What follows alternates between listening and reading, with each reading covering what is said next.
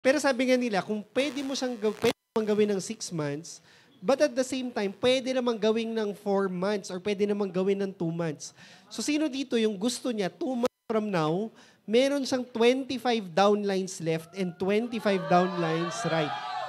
So, for a lot of people, masarap siyang isipin. Di ba? Kasi pag you can imagine, kapag 25 na yung active people mo left and right, yung $100 a week, guys, hindi na yan mahirap. $200 a week, hindi na yan mahirap. Even Leadership Summit, hindi na yan mahirap. Imagine nyo ito kung 25 yung downlines mo sa left, 25 yung downlines mo sa right, sabihin mo na lang, out of the 25 sa left, 5 doon AO. So 5 times 100, ilan yun? 500. So 500, 500, 5 mag-EO. Sabihin na lang natin, out of the 25, 5 may tig 500 points. So ilan yun? 2525. Plus the 500, 500, that's 3,000. So that's already Leadership Summit. So ang assumption is, 5 nag-EO, 5 may pay-in per side. So that's why, for us, tinatanong nila, mentor, how big should my group be para mag-run? Well, wala naman talagang specific number, pero more or less, you should have at least 20 to 30 downlines per side. So, di ba? Title pa lang ang haba na ng explanation. So anyway, to get the training started, so for the people who don't know me yet, yung background ko, I used to be a nursing graduate from UST, batch 2008. And I'm like one of the many na sobrang introverted ko when I joined. So, wala naman akong kabalak-balak talaga to get into a business like this. Kasi hindi talaga ako business-minded. Hindi ako mahilig magbenta. Tapos hindi rin ako mausap ng tao. Diba? So sabi ko parang budol-budol talaga. Bakit ako napasali sa USANA? So nagkataon lang kasi when I graduated from UST, recession that time yung US.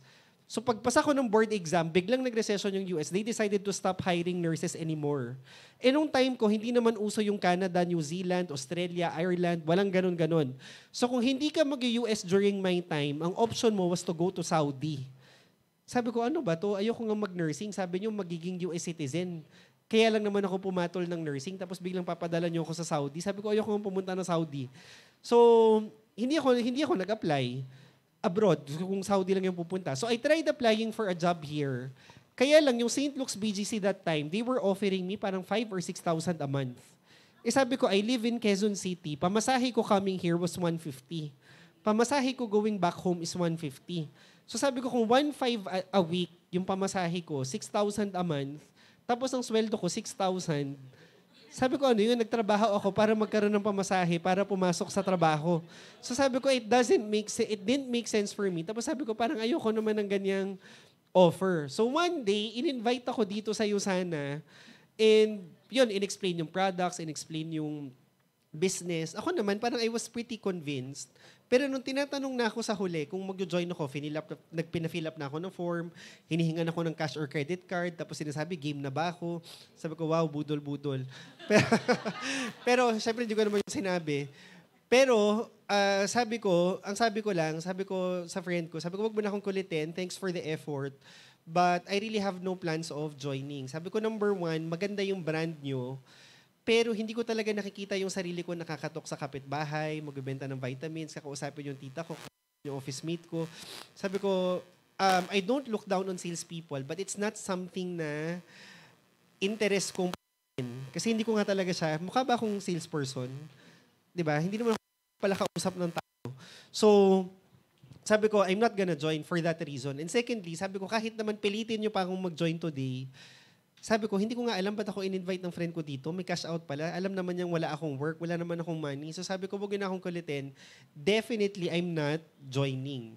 Nagkataon lang, 15 years ago, before I left, itong friend ko, pinakilala niya ako sa mentor niya sa pangalang Mentor Nat Sunyo. And itong si Mentor Nat, para siyang mind reader. Parang galing yung mag-brainwash. So sabi niya, uy bro, I heard you're a nurse. Sabi ko, yes po. Sabi niya, ikaw ba, do you plan to practice your profession? Magna-nursing ka ba talaga till you're like 65 years old? E nung tinanong ako noon, para akong napaisip, sabi ko, wait lang, magna-nurse ba talaga ako till 65 years old? Sabi ko, parang hindi ko yata kaya kasi sabi ko, OJT days pa lang sa UST. 3 years yon, US hospital rotation. Sabi ko, ano pa nga lang yun? OJT pa nga lang yun. Nasiraan na ako ng ulo. Sabi ko, paano pa kaya yung mag-work ka sa hospital for till like 65? Sabi ko, most likely not po. Tapos sabi niya, bro, kung hindi ka mag-work till 65, anong gagawin mo?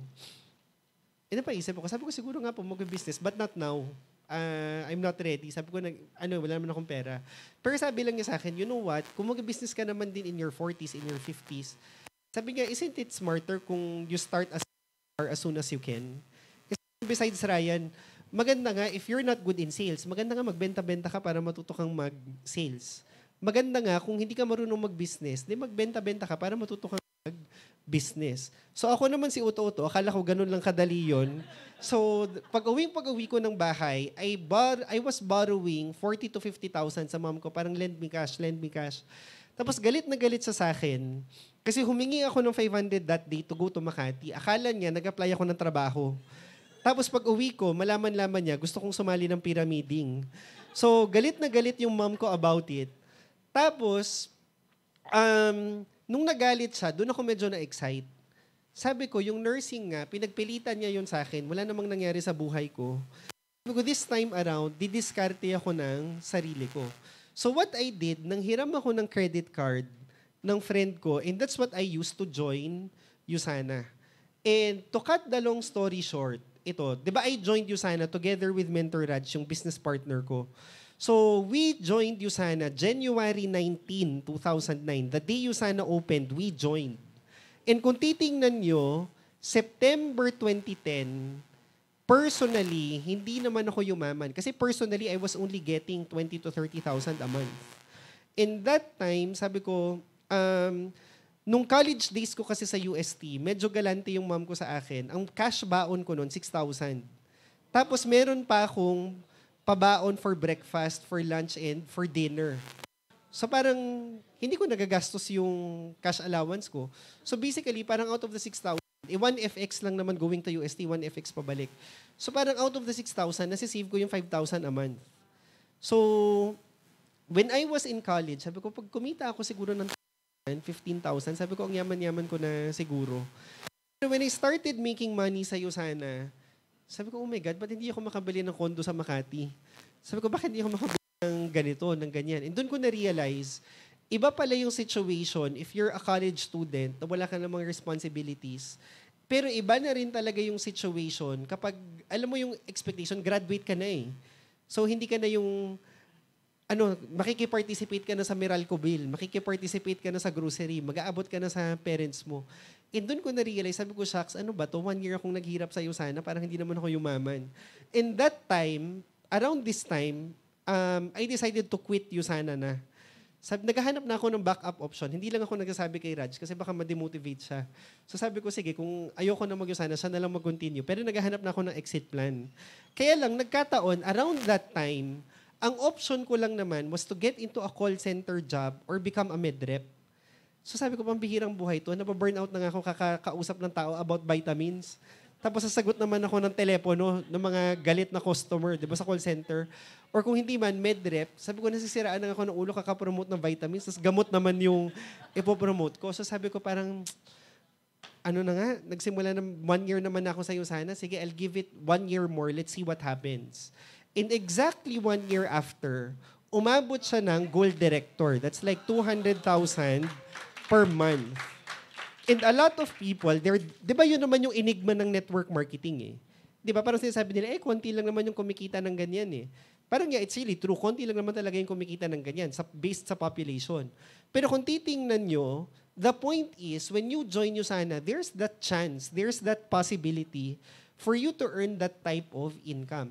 Ngayon, it's just a matter of figuring out ano bang ginawa ng mga tao para umabot sila sa ganyan. And that's the point. You always try to learn and apply ano ba yung kailangan gawin to build that type of source of income. Anyway, going back, a year after lumaki siya, and after like 10 years, hindi na siya bumaba ng 7 figures a month. Hindi siya bumaba ng 7 figures a month.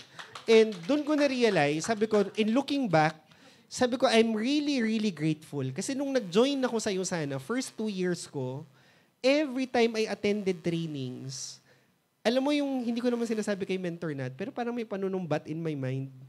Sabi ko, wala naman akong balak. Every time may attended trainings, wala naman akong balak sumali dito. Pinilit-pilit nyo lang ako. Ngayon, kung ano-anong mga mindsetting gagawin nyo sa akin. Di ba, if-force nyo ako to talk to people, hindi ko naman talaga forte, hindi ko naman talaga alam.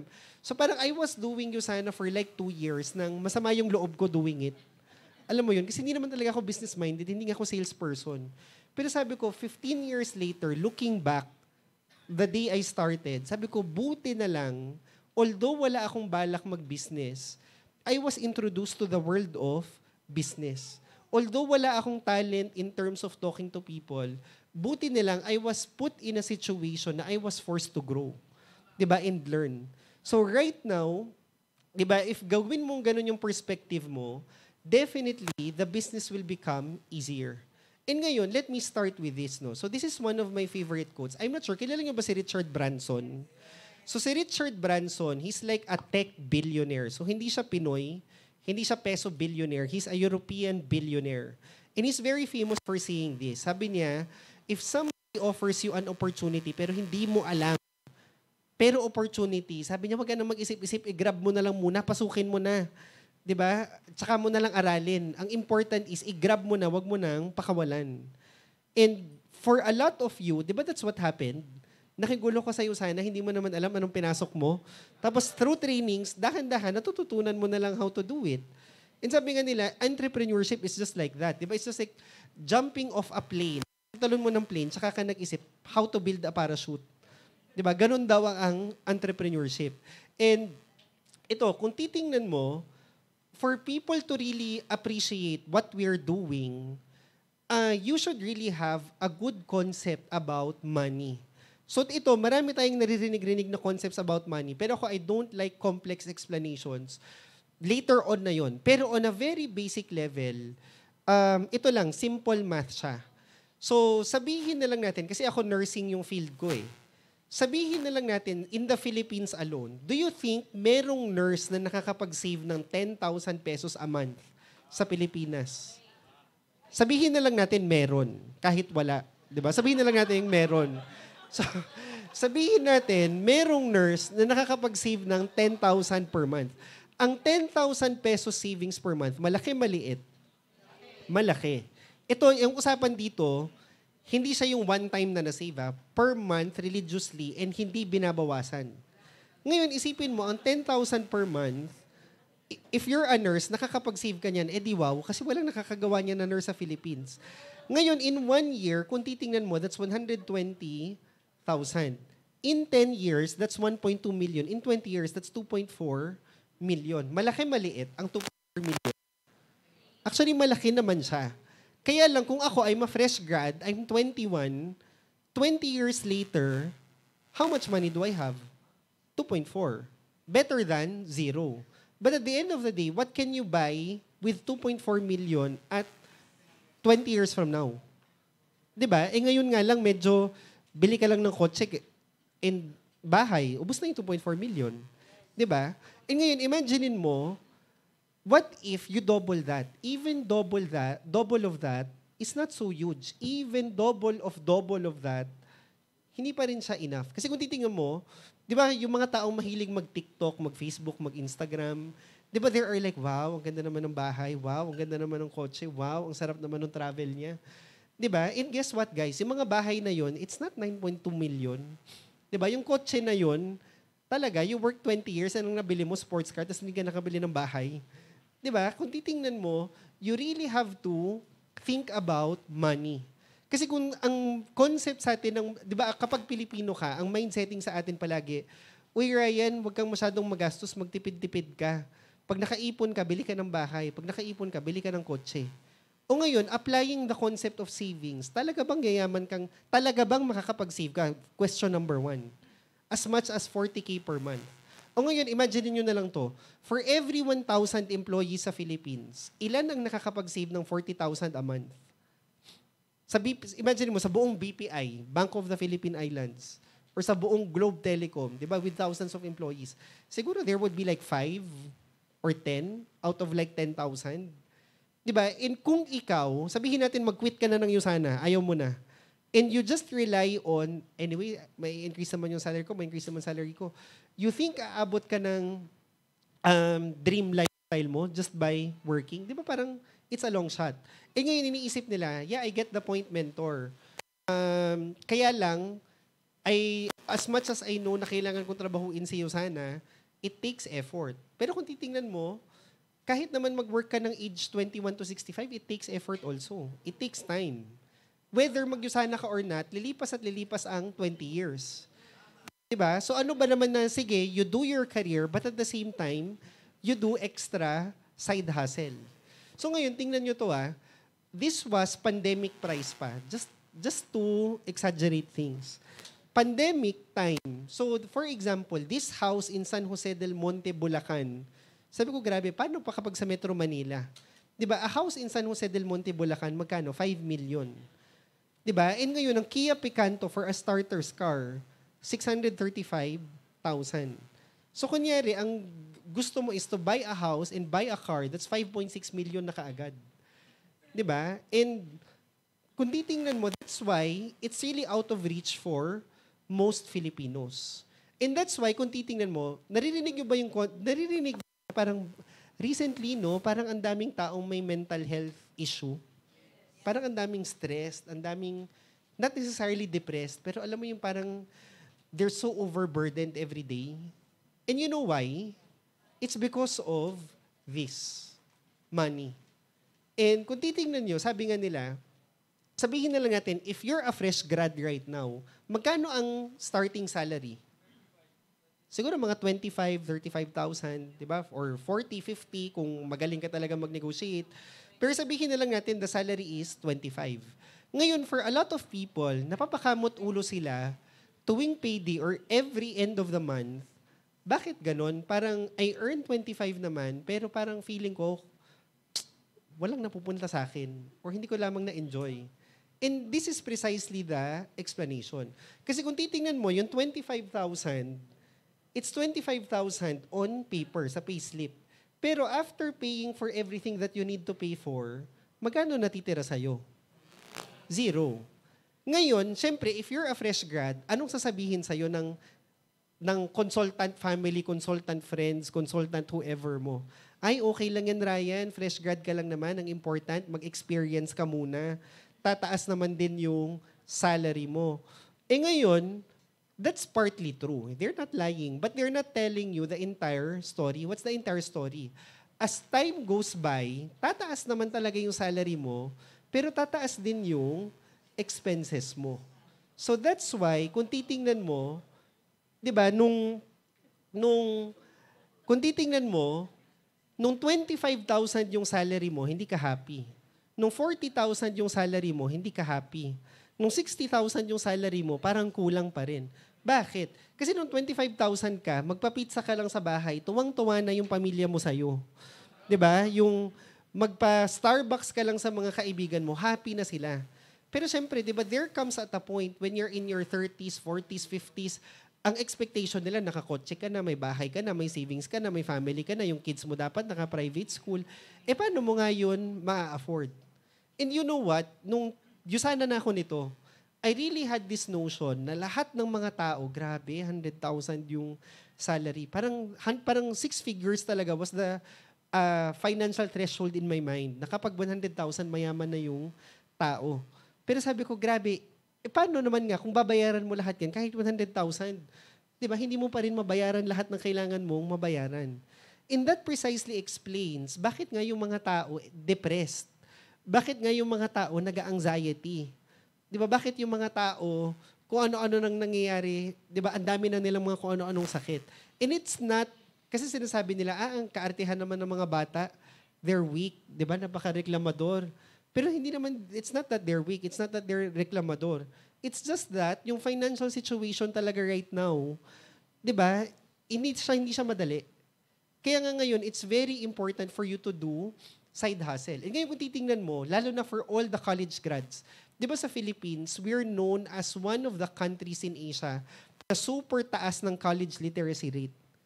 Pero yun yung weird. Parang ang daming college graduates sa Philippines, pero ang daming hirap sa Philippines. Di ba? And kung titingnan mo, it's not only that eh. Imaginein mo yung years that your parents spent to get you that college degree only for you to end up making so little every month. 'Di ba? Hindi mo nga tawagan niyo yung nanay at tatay niyo mamaya. 'Di ba, Mami, Daddy, magkano ginastos niyo sa akin? I-total niyo, bayaran ko kayo bukas. 'Di ba? Kaya mo? Kaya mo tawagan yung parent mo ngayon? 'Di ba hindi mo nga magawa 'yon? Sarili mo nga hindi mo mabuhay eh. 'Di ba? Paano pa kaya sila? And sabi nila, ang pinakamahirap pa, imagine mo, the scariest thing is that the scariest part is still not here right now. What do I mean? If you're in your 20s to 40s right now, 10 years from now, imaginein mo, ang tawag sa atin, sandwich generation. Sandwich generation. Imaginein mo, yung parents mo, tumatanda, siguro not right now, pero tumatanda ng tumatanda. And there will come a time, they will get sickly, they don't have the financial capacity to fend for themselves. And sila, pwede mo bang sabihin na, ay sorry mommy, I have no money, goodbye, good luck na lang sa buhay mo. Gagawin mo yon? Hindi. Di ba? Kahit hindi mo afford, sorry, you need to produce money. While at the same time, may wife ka, di ba, you have kids, you have to send your kids to school, you have to pay for your house, you have to pay for this, tapos pag may nagkasakit, out of budget, you have to produce money for that. Diba? Kailangan mo yun, nasa sandwich ka between the two generations you have to take care of. While at the same time, gusto mo rin ng iPhone for yourself, gusto mo mag-travel, gusto mo, diba? Tapos ang salary mo is just an X amount of money. And ang masakit pa ngayon right now, sabi nila, there was a time in the Philippines, ang parameter lang naman daw ng corporate career, I mean, for a promotion is, sino bang matagal dito? Sino bang matagal na dito? Promote na natin yan. Ganun lang naman. Pero sabi nila, it has become so toxic right now, for you to get promoted, labanan siya ng master's degrees. Di ba sabi nila, there was a time, basta may master's degree ka, wow. Kasi bihira lang daw yung nag-master's dati. Pero ngayon, sabi nila, even if you have a master's degree from UP Lasal UST, so what? May nag-masters naman na ngayon sa Singapore. Diba? Kahit mag-masteral ka pa sa Singapore, so what? May nag-masteral na sa US na Pinoy. And ngayon, kahit mag-masteral ka pa sa US, so what? Marami na rin Pinoy na nag-masteral sa Europe. Diba? Ang nakakatawa dito, pagbalik niyong lahat dito, magkano ba yung salary increase na pinaglabanan nyo? Diba? Plus 5,000? Plus 10,000? Diba? All for you, all for that, all that hard work, mga continuing education, for what? Diba? And ngayon, ano yung option for most Filipinos? And this is one dire statistic. I don't know if you're aware. Diba? So far, there are like 111 million Filipinos. Ngayon, out of the 111 million Filipinos, according to the POEA, 14 million Filipinos are not in the Philippines. They're working abroad. So more than 1 out of 10 Filipinos wala sa Pilipinas. They're working as OFWs. 'Di ba? Kasi yun talaga yung career path. Darating yung time, sasabihin nga ng parents mo, "Uy, Ryan, yung kapitbahay natin, yung anak niya nag-Saudi, nakabili na ng Montero, nakapagpagawa na ng bubong, mag-Saudi ka kaya?" Tapos sasabihin, ganun ba? Sige nga, makapag-apply na nga rin. 'Di ba? Kasi yan naman yung pathway for Filipinos. Ngayon, there's nothing wrong with that. Kaya lang, tandaan nyo, yung family, di ba that's the good thing about the Philippine economy. Sabi nila, we stay afloat because of the dollar remittances nung OFWs. But at the same time, that's also the tragic thing about the Philippines. Di ba yung broken families? And tandaan nyo, sabi, yung family, hindi daw yan designed by the Lord para magkita-kita once a year, once every 5 years. So iba nga, walang uwi-uwi eh. Di ba nakita nila yung baby, nabuntis yung asawa, nanganak na yung asawa, grade 5 na yung anak, hindi man lamang niya nakita. And, I mean, that's the reality. Di ba? Siguro, yeah, you earn, pero hindi mo kasama yung family mo. Di ba? And when you go abroad, it's not as if you're living the life. Yung mga tao abroad, tipid-tipid sila. Di ba? Just so they could send money back home. Diba? And even if umuwi ka, anong gagawin mo dito? Diba? So, wala.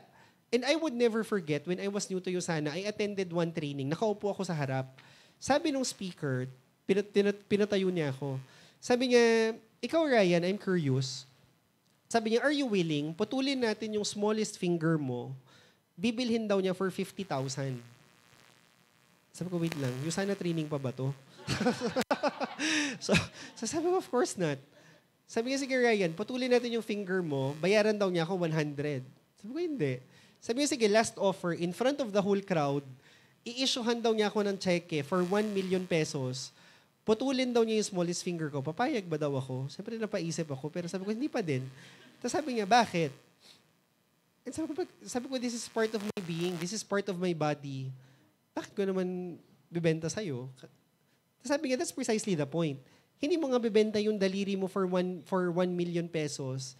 And yet, think of it this way. There are a lot of people, binenta na nila yung buong pagkatao nila, buong buhay nila sa kumpanya. Di ba? Para sa magkano per month. Di ba? And kung titingnan mo, sinasabi nila, that's a gross exaggeration, hindi naman buong buhay. Pero think of it this way. Di ba there are 7 days in a week? So Mondays to Fridays, you go to work. And after work, sinasabi mo, ay, hindi naman ako nag-work the whole day. Yeah, pero it's not as if after work, you go to the airport, tapos mag-Hong Kong ka, di ba, mag-happy-happy ka, tapos work ka the following. Hindi naman. After work, uwi ka na ng bahay, mag-distress, traffic, di ba, whatever leftover work, sikasuhin mo, tapos tulog, pwede ka manood ng konting Netflix, but not too much, kasi may pasok pa ulit the following day eh. Tapos on Saturday siguro, mag-mall ka, unwind, errands, di ba, laundries. Tapos Sunday, you go to church. Tapos you go to mall ulit. Not too much kasi the following day, meron na namang work. Di ba? So you do that Mondays through Fridays. In weekends, what can you really do? Sa totoo lang. So imaginein mo, 5 days a week you don't own. And even Saturday, Sunday, constricted ka din. So in the span of 1 week, in times 4 weeks, that makes up 1 month, ano nga bang nagawa mo?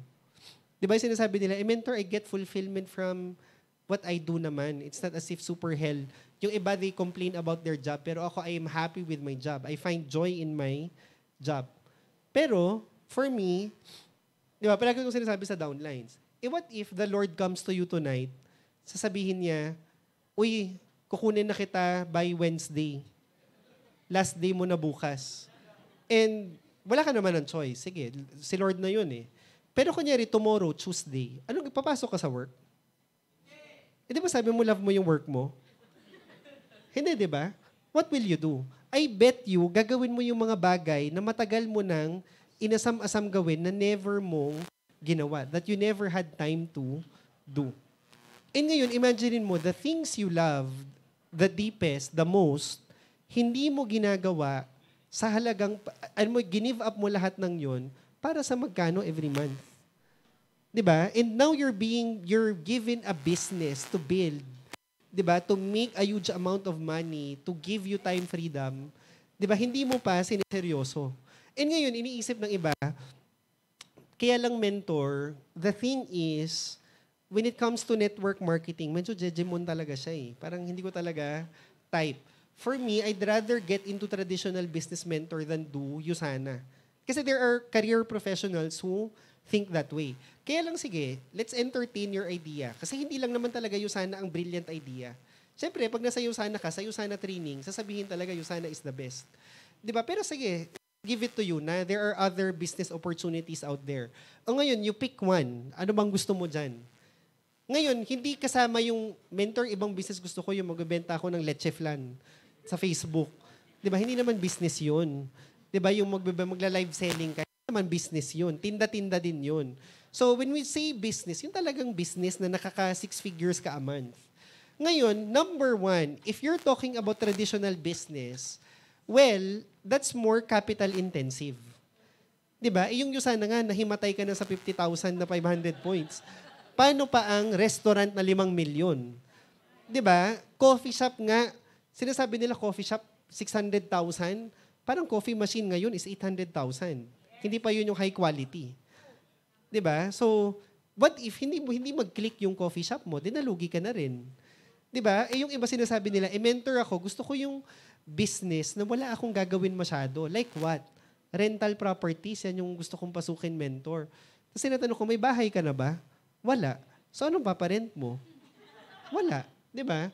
And sabi nga niya, kahit nga nurse ka abroad, siguro makabili ka ng bahay sa States, makabili ka ng isang humble house dito sa Pilipinas, isang condo pa siguro, parent mo yung bahay ng 20, yung condo 10,000, 30,000, hindi ka pa rin mabubuhay doon eh. 'Di ba? There are families in the Philippines, talagang nabubuhay sila sa rental income. Kasi 'di ba naman noong mga 1960s, as in namakyaw na sila ng mga lupain. Pero ngayon, pwede ka naman mamakyaw ng lupain sa Cotabato. 'Di ba? Or sa or sa kung saan mang lupalop, sa Tawi-Tawi. Pero sa Metro Manila, ano namang lupa ang kaya mong pakyawin dito? 'Di ba? Kahit nga 1 square meter. 'Di ba Makati 1 square meter is 300,000. O kung 3,000 ang pera mo, di bili kang 1 inch. 'Di ba? Pero so wala. Wala ka talagang mabibili. So ngayon, kung titingnan mo, Yusana, compared to the rest, di ba, it's a good business kasi number one, this is part-time. So whatever it is that you're doing right now, ito nga part-time lang. 'Di ba? Siseryosohin mo na lang. Number two, small capital. Hindi mo kailangan magbenta ng bahay. 'Di ba? Hindi mo kailangan magsangla ng kung ano-ano. Pwede nga to credit card. 'Di ba pambihira? Ano ba namang business 'yan? Credit card. 'Di ba? Ako ini-imagine ko, si Mentor Nat, tinatanong ko, Mentor Nat, magkano na total income mo sa Yusana? Sabi niya, parang, I think, nakalimutan ko na sagot niya. Parang he's nearing $5 million, $250 million pesos. And sabi ko, upline, magkano nilabas mo total? And ang nakakatawa, si Upsnat, wala siyang nilabas ni piso sa Yusana kasi credit card naman yung pinang-join niya dito eh. Di ba? And sabi ko, grabe, si Mentor Nat na room boy attendant na hindi college graduate, na walang nilabas na pera ni piso, has earned $250 million pesos. 'Di ba? Small capital or halos no capital na nga tong business na 'to. 'Di ba? And thirdly, there's a system in place. 'Di ba pag pasok mo dito, maririndi ka samot-saring mga kung ano-ano mga pa-training yung pinapa-attend sa iyo. 'Di ba mga kung ano-ano mga tinuturo sa iyo step by step. And for a lot of people, they find it irritating. But on the other hand, ayaw mo nun, hindi ka na mag-iisip. Attend ka na lang, gagawin mo na lang. 'Di ba? Gusto mo ba kasi yung mga komplikado na kung ano-ano. And lastly, ito yung amazing thing sa Yusana. The moment you hit $200 per week, Yusana Philippines would require you to issue BIR receipts. So you would be required to register your business with the BIR. And why is that amazing? When you go to the US Embassy, the Embassy of the Netherlands, di ba when you apply for loan sa BPI, whatever income mo sa work, plus the ITR mo sa Yusana, tatanggapin niya ng bangko. So, ako, amazingly, wala naman akong ibang source of income. It's really just Yusana. So, nabigyan ako ng 10-year multiple entry sa States, multiple entry sa Europe, multiple entry sa Korea. Lahat na lang talaga, multiple entry. So ito, share ko lang. Last year, nag-qualify kami sa incentive trip sa Greece. Tapos, sabi ko kay Raj, nag-Greece na kasi ako on my own.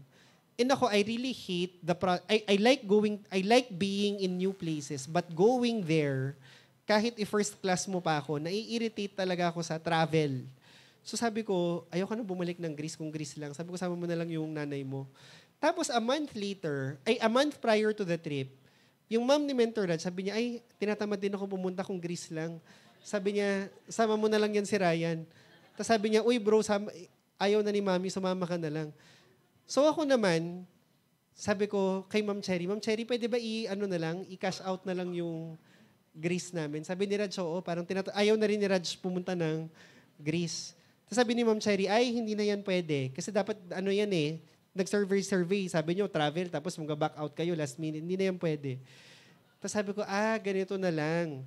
Gagawin ko, kasi meron akong 5 BPI accounts. So meron akong isang BPI account. Ano lang yon, mga bayad, account siya, kung bumili ka sa akin, deposit mo yung payment mo doon. So yung ADB nun, siguro mga 20,000-30,000 lang yun. So di ba kapag nag-apply ka ng bank cert, check the accounts that would be certified. So, ang chinek ko yan, yung account na yon. So, ang present ko sa Embassy of Greece, yung pera ko is 30,000. Tapos, pagdating ko dun sa Greek Embassy on the day, may tao si Yusana. Sabi, Sir Ryan, kumpleto na yung documents mo. So, sabi ko, bakit? Ba't may taga-check? Sabi ko, yes, Sir Topher. Tapos sabi niya, sige, akin na. Tapos may pinatong siya na letter. Tapos binasa ko yung letter. Sabi niya, Dear Greek Embassy, we are inviting Ryan Tan to Greece, all expense paid by our company. Tapos we booked the entire Grand Hyatt Hotel in Greece and the plane fare, ganyan-ganyan, will be covered by Yusana. Sabi ko, pambihira. So nandun yung bank cert ko plus the letter of Yusana. So I was hoping na i-deny pa rin. Tapos paglabas ng result, multiple entry yung lumabas. Kasi sabi ko, kung na-deny yun, pwede ko sabihin kay Ma'am Cherry, Ma'am Cherry, na-deny, hindi ako makatravel, i-cash na lang. Wala. So napilitan kaming pumunta sa Greece nang masama ang loob namin. So, 'di ba? So, yan ang mga problema sa Yusana. So, anyway, imagine niyo tong Yusana. Why it's so mind-blowing? Sabihin na lang natin, kasi di ba you hear stories na parang meron mga ibang tao, they go through this business, they're able to build it nang walang kahirap-hirap. Yung parang grabe. Si Mentor Rich, sobrang nabaliw kami sa kanya. Kasi pagpasok niya sa Yusana, parang how fast ka Mentor Rich nag-silver? 4 months, nag-silver na siya. Kami ni Raj, 2 years, director. Nag-director kami nung first 6 months, tapos after 2 years, hindi na kami nag-rank advance ever again. Tapos si Rich, pag salta niya, nag-director, tapos nag-gold, tapos nag-ruby, nag-emerald. Tapos emerald na si Rich, silver pa lang kami.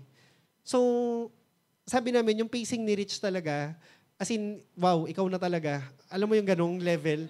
Pero kami, sabi namin, kami ordinary distributor lang kami. Hindi kami yung talented. Hindi kami yung halimaw. And ngayon, sabihin na lang natin, you're distributors like us na average pacing. Sabihin na lang natin, on your very first year, yung ibang tao nag-diamond na, ikaw, believer ka pa rin. Alam mo yung best foot forward na, lahat na ng trainings, every day na talaga, 1,000% best na talaga yung binigay mo. Pero sa kasawiang palad, alam mo yun, may karma ka yata, 250,000 lang, $100 a week, hindi ka makaalis-alis for 1 year. Ngayon, ang 250,000 extra income, malaki, maliit? Malaki. Kung part-time. Kung figures lang ang pag-uusapan. Pero in the real world, hindi na rin eh. Di ba yung mga nakikita nyong pinopost sa grabe, yung ref na sobrang laki na freezer na may ice dispenser. Di ba? If you wanna buy that type of ref, magkano yun? 150,000? Di ba? So parang hindi na rin siya gano'ng kalaki. Pero again, kung extra income lang naman, not bad.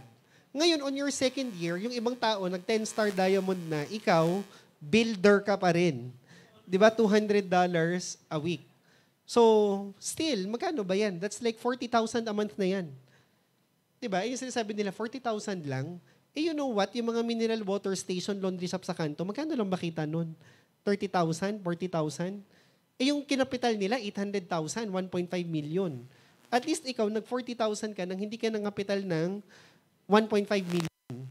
Diba? And sabihin na lang natin, year 2026, retired na lahat ng tao dito, ikaw, nasa Yusana ka pa rin. Diba? Sabihin na lang natin, you're making $400 per week. O that's like 1 million per year extra income. Pwede na ba yan? Ganyang pacing? Pwede na. Ngayon, ito yung tanong. Kasi kung titingnan nyo, di ba network marketing is a very contentious topic sa Philippines. Kasi when you go to Malaysia, nakakabaliw yung mga tao dun eh. Di ba na-meet nyo si Mentor Lucas Lim? So si Mentor Lucas Lim is like a corporate executive before joining Yusana. So parang it's the most natural thing in the world for them na business executive ka, you're a business owner, you're a doctor, tapos biglang you will mag-networking ka. Parang it's okay. Pero sa Philippines, parang pag nag-join ka ng networking, parang napakabaduy mo naman, napaka-desperado mo naman. Di ba parang may ganung stigma? Ngayon, kanina, di ba I started the training with a quote from Richard Branson. Ngayon, there was this interview with Richard Branson. Tinanong siya, Sir Richard Branson, you're a billionaire. matanong nga kita, curious topic lang, anong tingin mo sa networking? Is that something na you would recommend to people? Or is that something you would tell people to avoid? Ako, parang I was really curious. Parang, wow, oo nga, no? Billionaire to si Richard Branson eh. Ano nga ba talagang point of view ni Richard Branson about network marketing? So, ito, let's listen to this.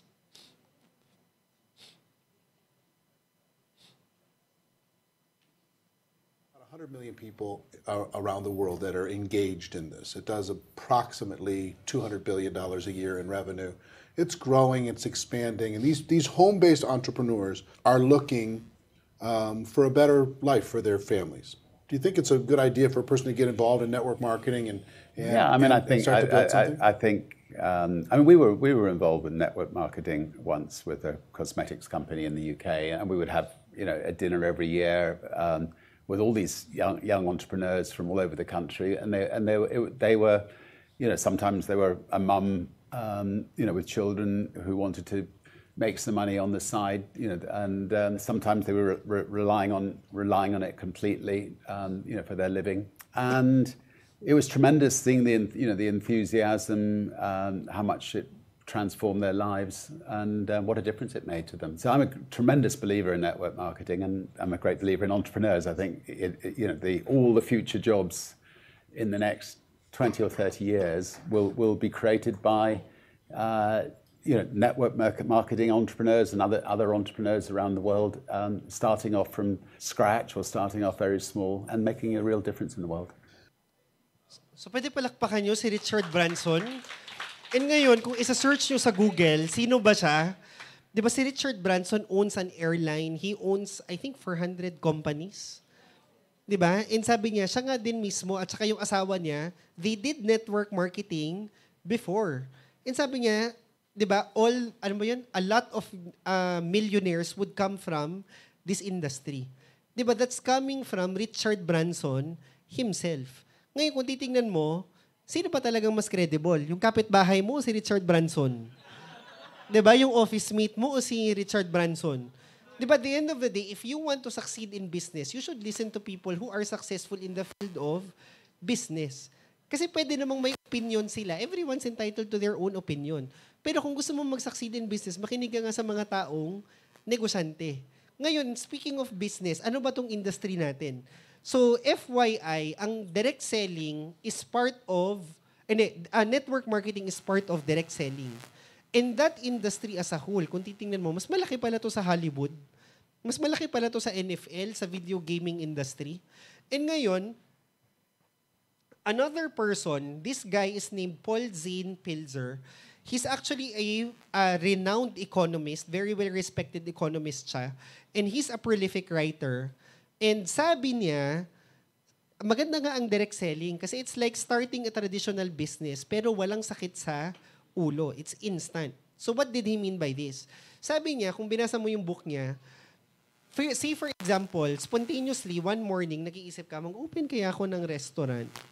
So the moment you think of opening a restaurant, just imagine all the details, all the things that you need to execute. Kailangan mo isipin, ano kayang cuisine? Filipino? Sige, anong cuisine? Parang Visayas ba? Mindanaoan or Luzon? Sige, adobo. Ano ba? Chicken adobo ba dapat or pork adobo? Where do I buy toyo? Gano'ng kalaki yung ref? Gano'ng kadami dapat yung seats? Oh, wait, saan maganda magpa-design ng logo? Dapat ba may Instagram account ako? Paano mag-tie up sa Grab? How do I apply for a sanitary permit? How do I apply for a business permit? Oh wait, where do I find a good chef? Where do I find waiters?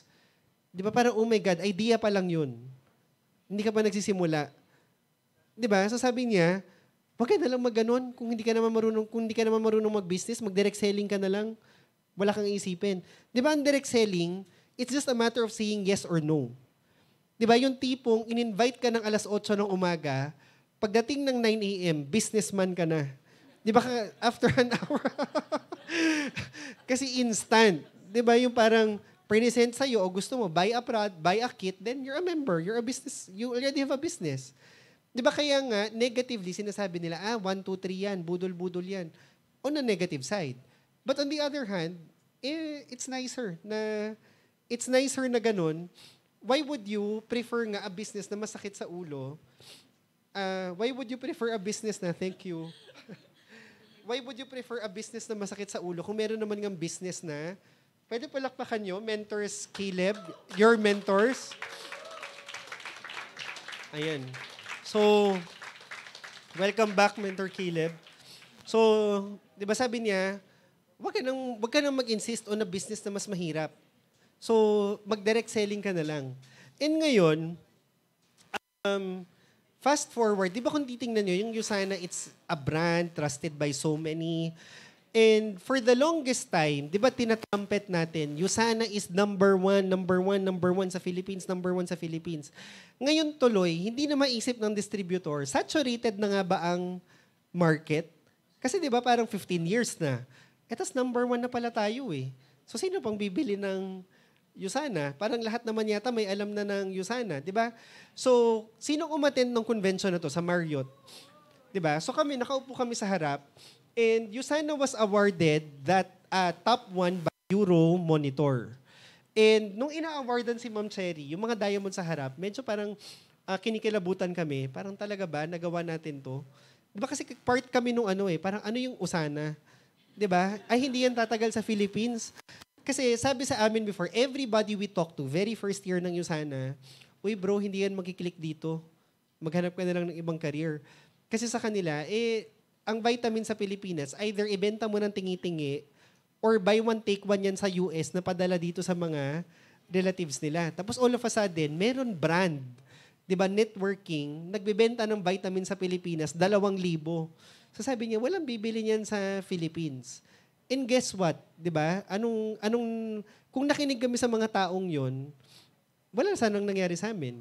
Since hindi kami nakinig, what happened? Usana became number 1 in the Philippines.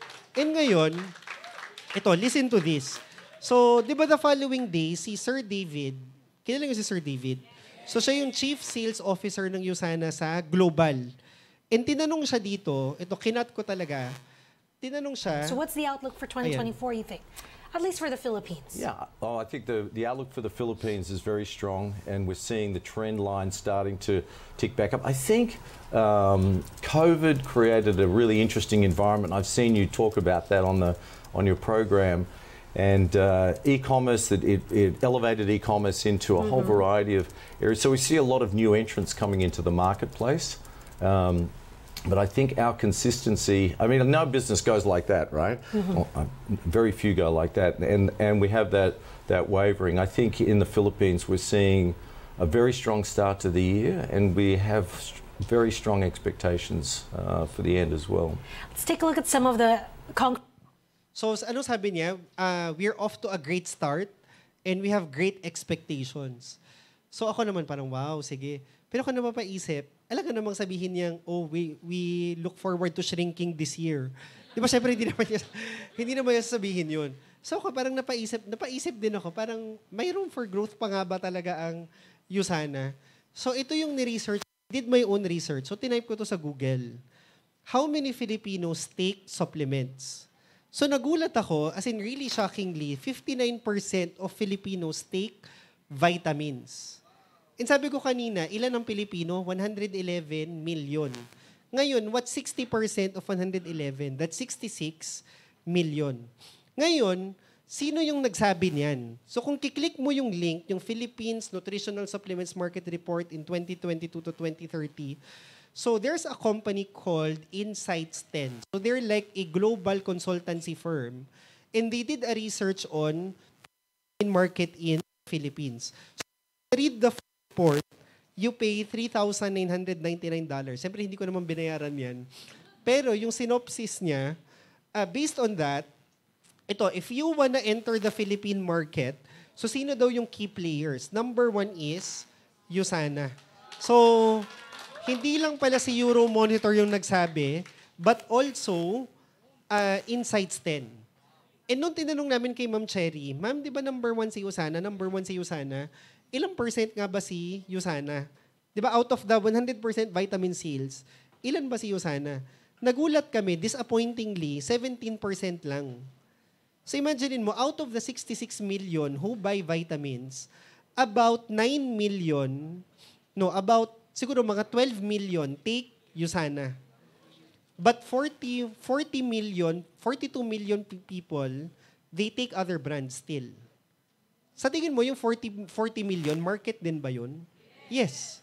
So, ibig sabihin, ganun karami pa talaga yung hindi nag-Usana, hindi umiinom ng Usana. Kaya nga pag sinasabi ng downline sa akin, mentor, wala na eh. Lahat ng kinausap ko, alam na yung Usana. Mentor, lahat na nagtitake ng Usana. Gusto kong sabihin, ay wow, tinalo mo yung research ni Insights 10? Tinalo mo si Euromonitor? Maggawa ka na lang consultancy firm, ang galing mo eh. 'Di ba? So, minsan kasi, mahirap makinig sa sariling opinion. 'Di ba? Sa mga feeling ko.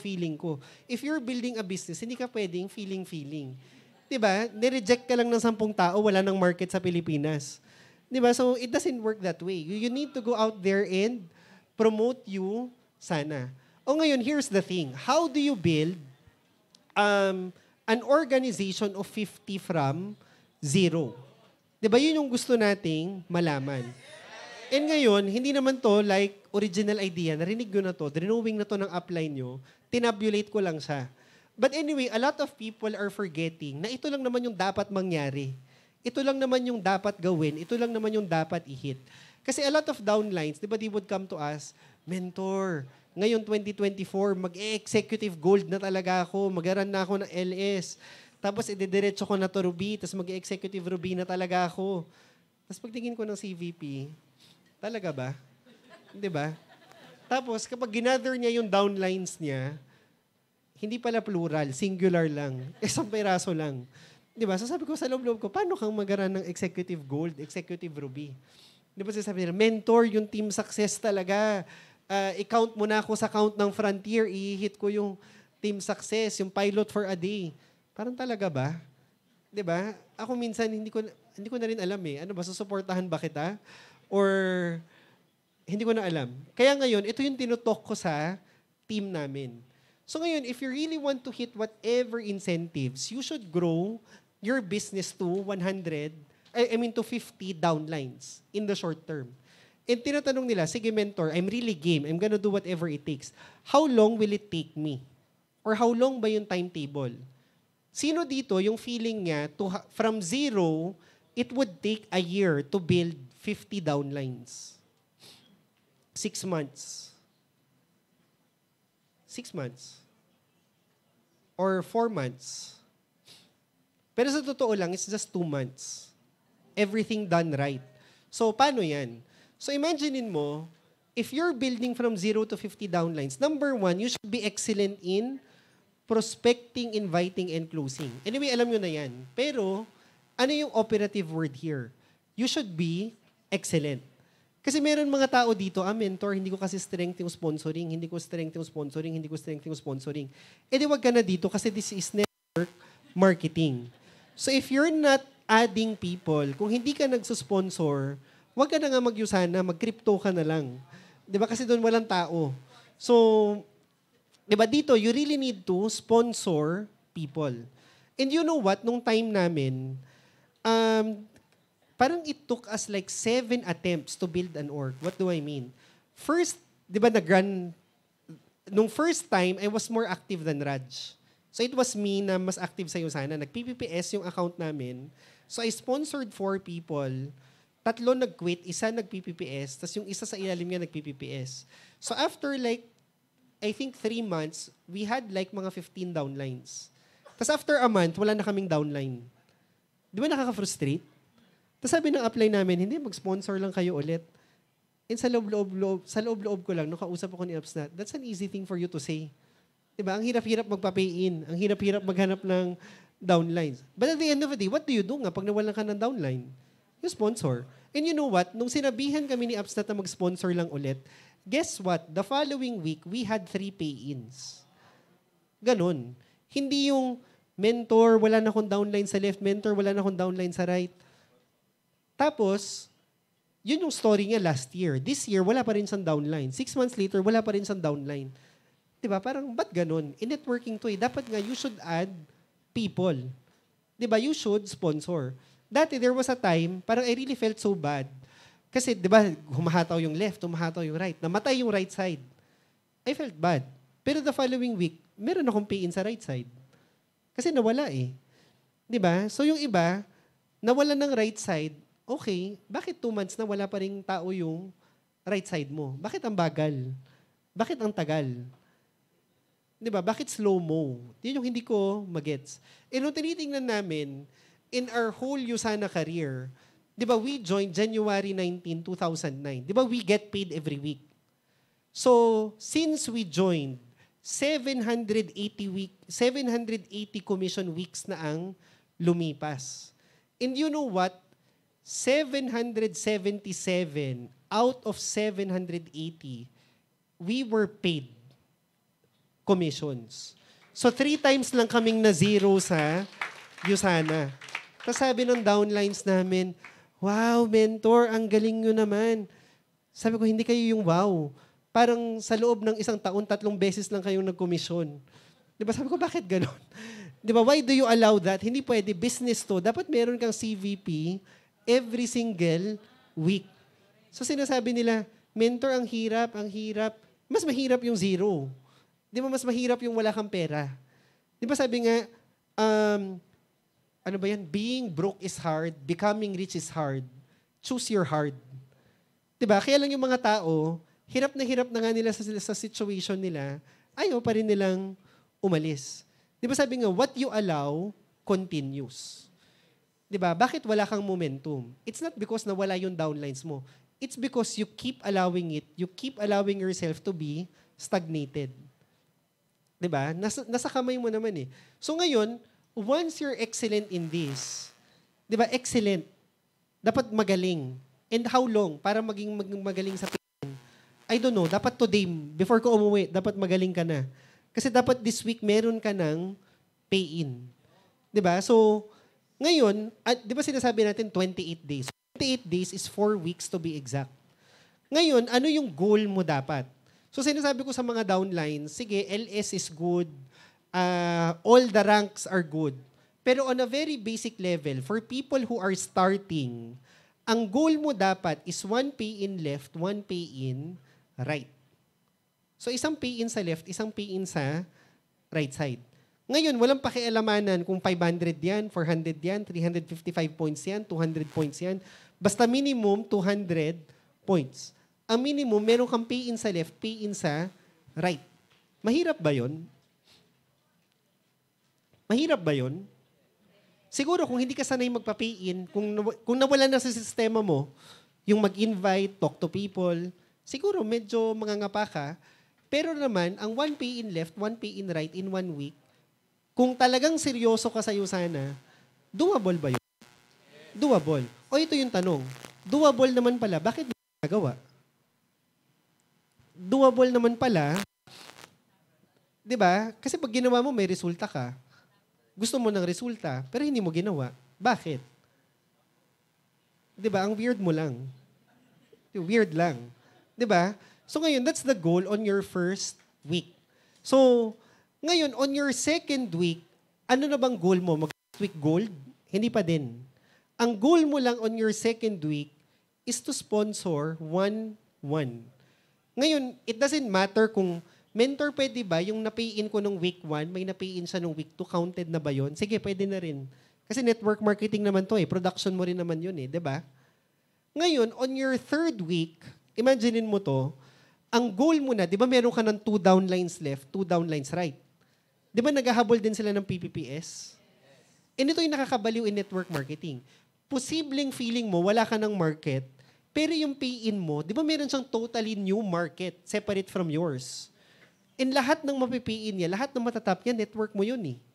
So ngayon, on your third week, with the 2 downlines on your left and 2 downlines on your right, and on top of yung minamarket mo pa, ini-invite mo ba, posible ba, dalawa-dalawa na yung mag-join?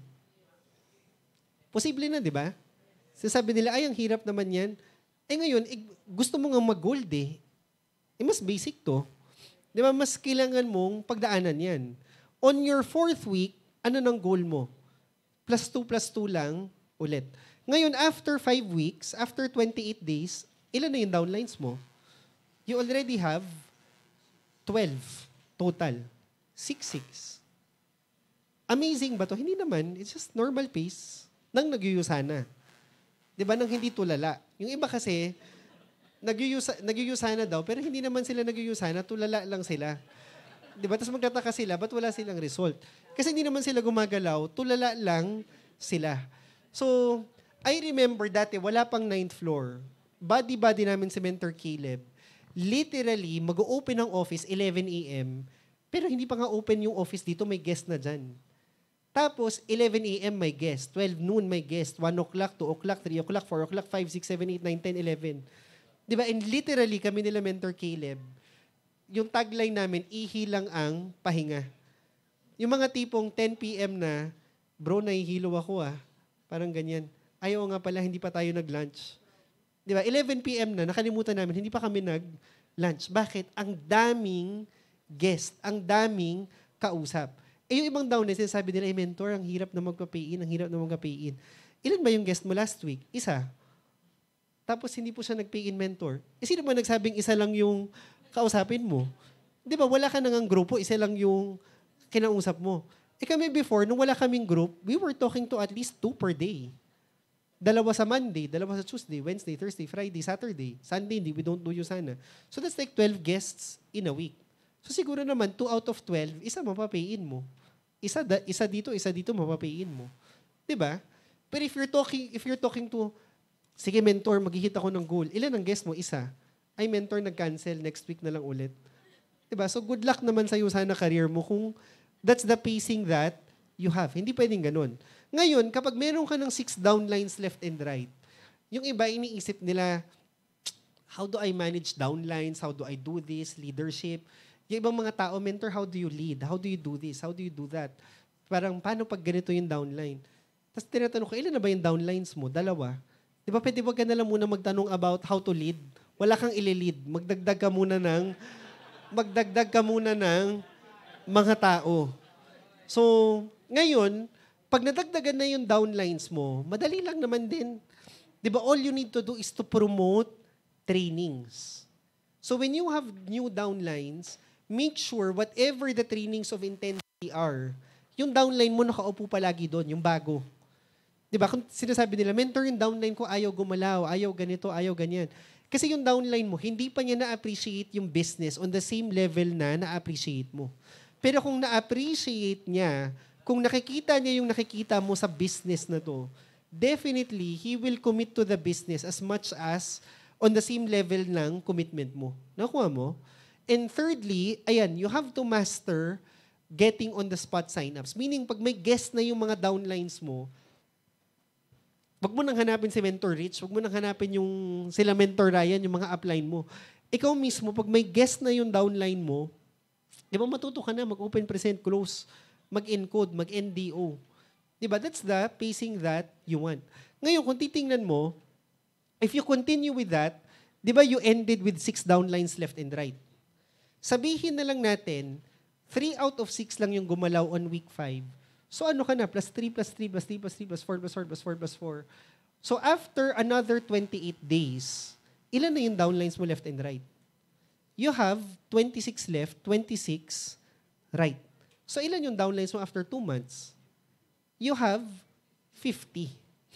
Diba? Sinasabi mo, mentor, gusto kong mag-run for gold. O ayan, pwede ka nang mag-run for gold.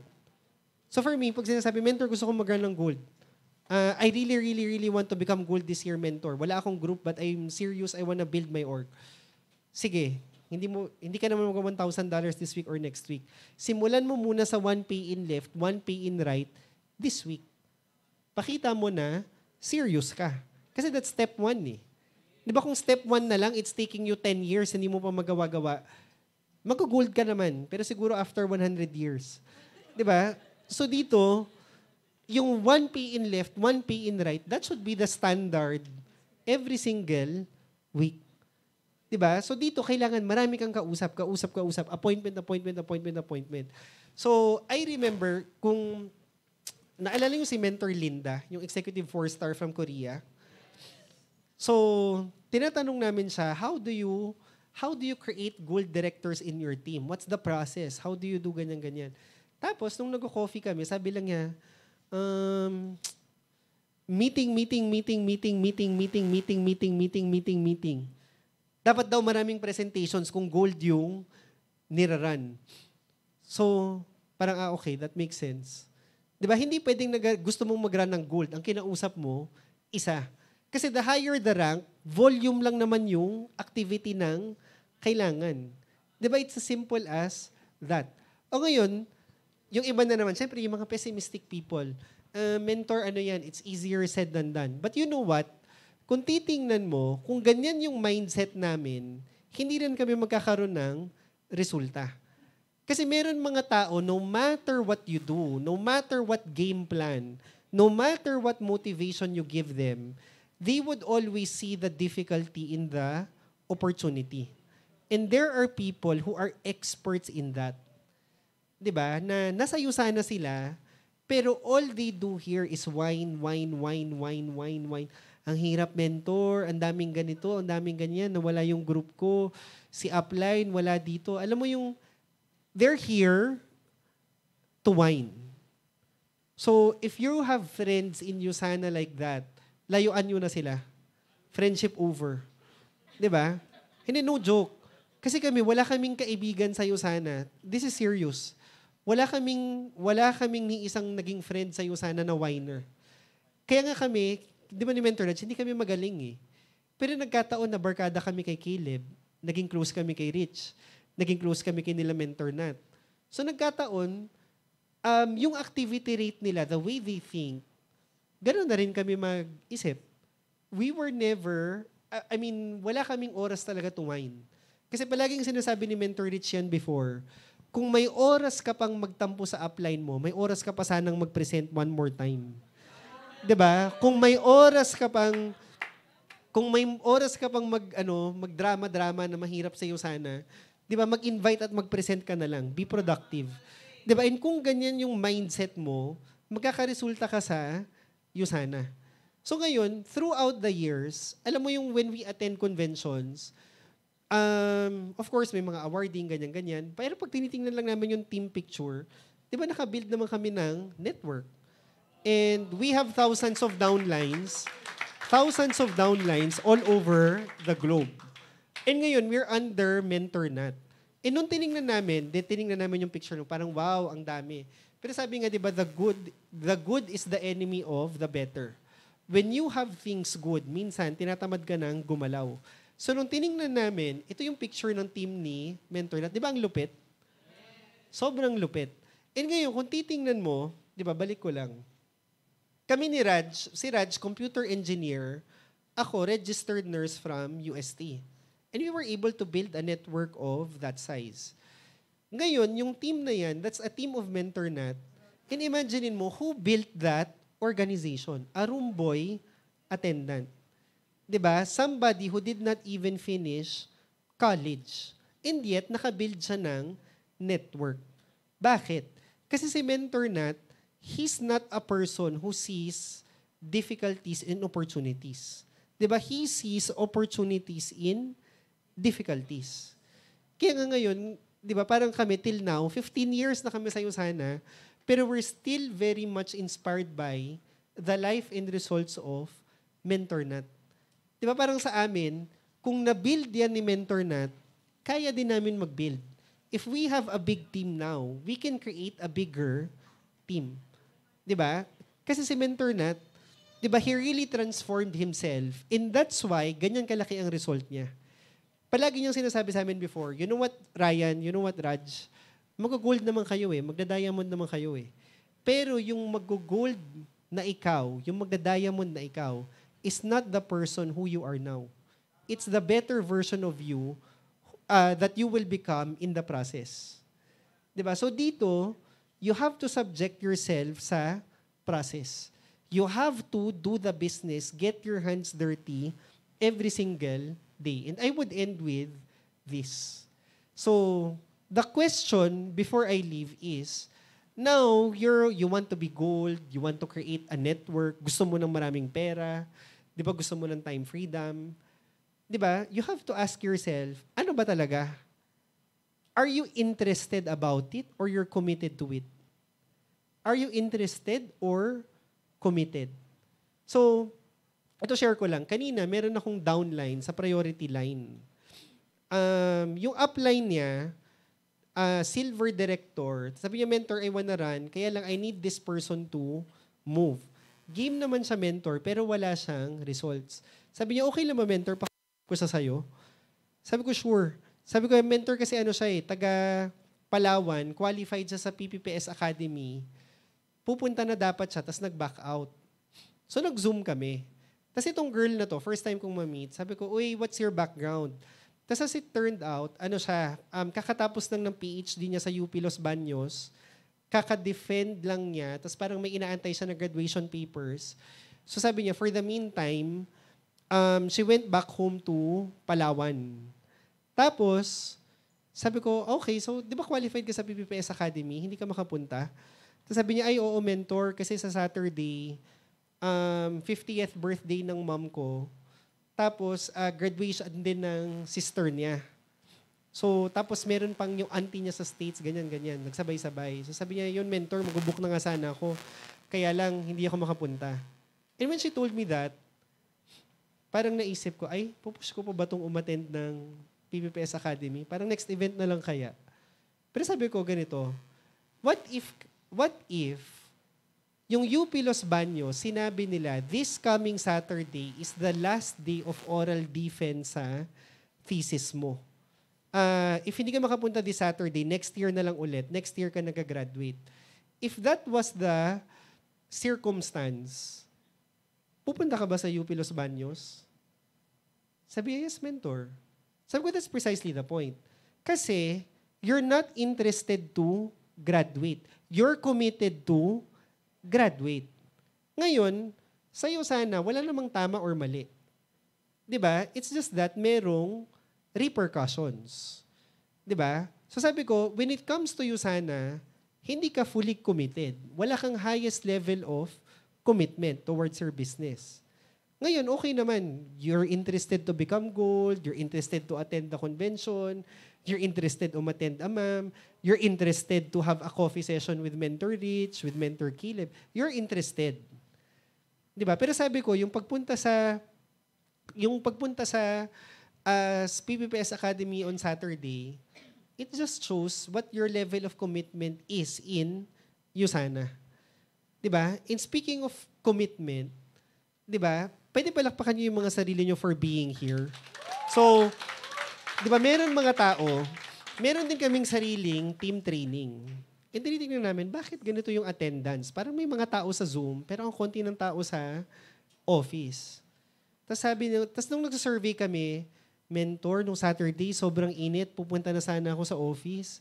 Kaya lang, baka mahimatay ako. Sabi ko, mag-zoom na lang ako. Tapos sabi ko, okay. Tapos meron one Saturday, meron namang isang downline, tinanong siya ng upline niya, o bakit hindi ka tumuloy nung Saturday? Sabi niya, mentor, paalis na sana ako, kaya lang biglang umulan. Sabi ko, mag-zoom na lang ako. Diba? And these people, I'm not saying it's immoral or whatever. Diba? They have their reasons. Pero sabi nga, if you want results, you have to let go of all of your excuses. Kasi naging expert ka sa pagkakaroon ng excuse. Di ba kunyari, ang goal mo is $100. Thursday pa lang may excuse ka na, bakit hindi mo mahihit si $100? Mentor kasi, may guest nung Wednesday pero nag-cancel. Tapos yung Thursday na sabing mag-join, nag-cancel din. Tapos, na-busy ako sa work. Tapos, anyway, mentor, next week, babawi ako. Okay lang naman. Di ba, hindi naman to employment eh. Hindi ka naman isisisante sa'yo sana if you don't hit your goal. Tapos the following week, ay mentor, busy kami sa work this week, ganyan. 'Di ba? Hindi ko blah blah blah blah blah blah. Sabi nga, a person good at making excuses is seldom good for anything else. A person good at making excuses is seldom good for anything else. 'Di ba kaya nga dito, dapat hindi ka ma-excuse. Dapat maparaan. Dapat maparaan ka. Di ba $100 lang, i-hit mo yan. That's how important $100 is. Di ba? So ngayon makikita mo na, uy, wala pa akong guest this week . Yung guest ko, isa, dalawa pa lang, baka mag-cancel yun. Sige, gawin kong 15. Gawin kong 20. Diba? So, yun yung work ethic namin when we were building. Kasi a lot of people, they're asking us, Mentor, ba't ang laki ng result nyo? Kami ito lang yung nabibuild namin. When we were building our business, we really had the highest level of commitment. Commitment saan? Commitment sa goals. Pag sinabing $200, $200. Pag sinabing 1 pay-in, 1 pay-in. Pag sinabing 2 pay-ins, 2 pay-ins. Diba? That's the level of commitment. So ngayon, imagine niyo to. Diba? All of us, bakit ba tayo nasa USANA? It's because meron tayong gustong puntahan. A better life, more time freedom. Alam mo yung darating yung point, hindi mo na worry yung finances mo. Gusto mo dumating yung time na your life is like 10,000% better than how your life is right now. Diba? And that's such a wonderful life to have. 10,000% better than the life you have right now. But guess what, guys? It would entail hard work. It would entail commitment. So, hindi pwedeng atras-abante. Diba? Sabi, walang apoy, walang tubig na kumukulo sa apoy na patay-sindi. Minsan excited, minsan wala lang. Minsan excited, minsan wala lang. Diba? Wala kang pupuntahan ng ganun. Dapat dito, day in, day out, as in mag-USANA ka. Diba? Day in, day out, dapat may guest ka. Day in, day out, dapat meron kang pinipresentahan. Diba? And right now, diba kung titingnan nyo, gaano kalaki pa yung market, gaano kalaki pa yung potential, and it's really up to you what you would make out of your business. And as I end, tandaan nyo, you were not given a good life. You were not given a bad life. You were given life. And it's up to you whether to make your life good or bad. So ganun din, di ba? You were not given a good business. You were not given a bad business. It's really up to you what you would make out of this business. Pero for me, di ba yun naman yung tragic? Ano ba yan? Nag-business ka na. Ang ganda-ganda na nga ng USANA. Di ba? Hindi mo pa kinareer. Ang ganda-ganda na nga ng USANA, nagtamad-tamaran ka pa dito. So, I hope tonight, you would be more committed to your goals, number one, and you would be more intentional palakihin yung network mo moving forward.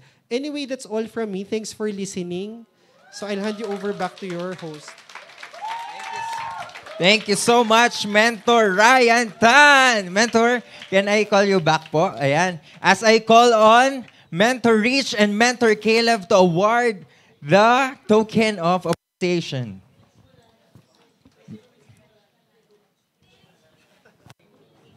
Ayan, palakpakan naman natin once again, Mentor Ryan Tan.